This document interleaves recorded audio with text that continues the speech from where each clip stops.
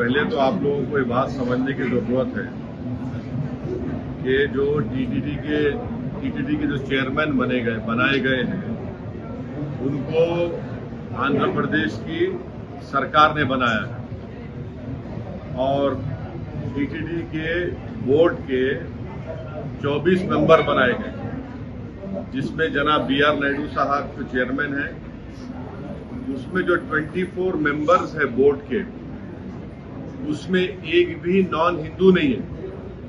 क्यों नहीं है?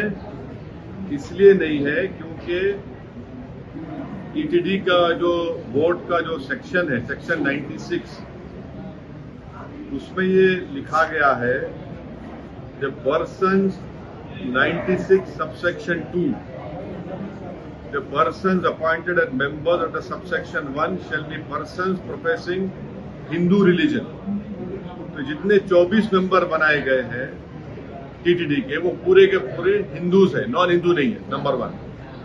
दूसरी चीज ये है कि अगर आप 96 सेक्शन 96 को देखेंगे और part 14 of Andhra Pradesh charitable Hindu religious act 1987, तो वो प्रिस्क्राइब करता है कंडीशंस को, और वो सेक्शंस आप बोलेंगे कि पूरे के पूरे हिंदू धर्म के मानने वाले रहना। फिर आप आ जाइए section 106 executive officers, joint executive officers Tirumala Devasthanam के सबसेक्शन 2 ये बोलता है कि पूरे के पूरे हिंदू रिलीजन प्रोफेस करना। फिर सेक्शन 97 देख लीजिए और फिर जो नए चेयरमैन बनाए गए वो ये बोल रहे हैं कि जो कोई भी वहां पर काम करेगा, ये तो ट्रस्ट है, जो कोई भी वो काम करेगा वो हिंदू होना चाहिए। कह रहे हैं कि जो एम्प्लॉइज हैं, एम्प्लॉइज भी हिंदू धर्म के होना चाहिए।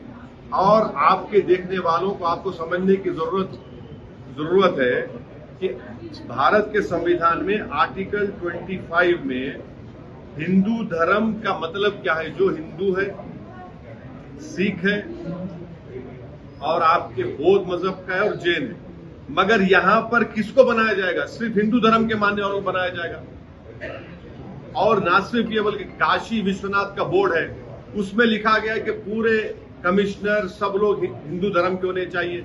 उसमें अच्छा, आंध्र प्रदेश के एंडोमेंट बोर्ड में, काशी विश्वनाथ के एंडोमेंट बोर्ड में, तेलंगाना के एंडोमेंट बोर्ड में, उड़ीसा के हिंदू एंडोमेंट बोर्ड में, तमिलनाडु के हिंदू एंडोमेंट बोर्ड लिखा गया कि अगर कोई भी कमिश्नर, असिस्टेंट कमिश्नर हिंदू धर्म को छोड़ देगा तो उसको निकाल दिया जाएगा।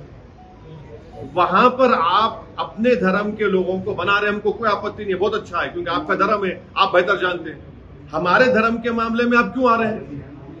नरेंद्र मोदी क्यों बनाना चाह रहे हैं एक नॉन मुस्लिम को वक्फ बोर्ड मेंबर? और सुनिए, इसका बुनियादी हमारे को आर्गुमेंट हमारा क्या है? हम क्यों बोल रहे हैं कि ये हिंदू धर्म के लिहाज से वहां के चेयरमैन साहब कर रहे हैं, तो चेयरमैन साहब को ये अख्तियार है, हमको उससे इख्तलाफ नहीं है।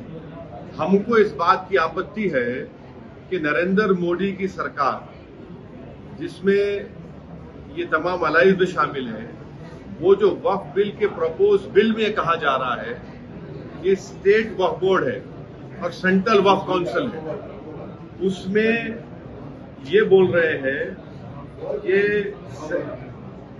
वहां पर स्टेट वक्फ बोर्ड में पूरे मुसलमान बनना चाहिए, उसको प्रपोज बिल में कम कर दिया जा रहा है। सेंट्रल वक्फ काउंसिल में 7 सिर्फ मुसलमान बनेंगे और 2 तो मैंडेटरी कर दिया गया है नॉन मुस्लिम को बनाना, मगर उसमें 12 बन सकते हैं नॉन मुस्लिम।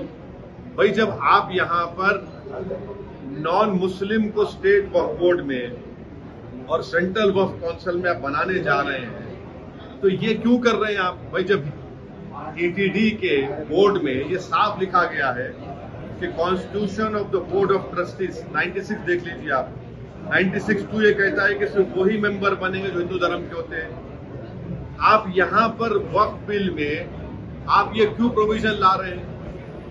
भाई, टीटीडी भी हिंदू धर्म का एक बोर्ड है, Andhra Pradesh Hindu endowment charitable purpose का बोर्ड भी हिंदू धर्म के लिए है, वक्फ बोर्ड भी जो है वो मुस्लिम धर्म के लिए है।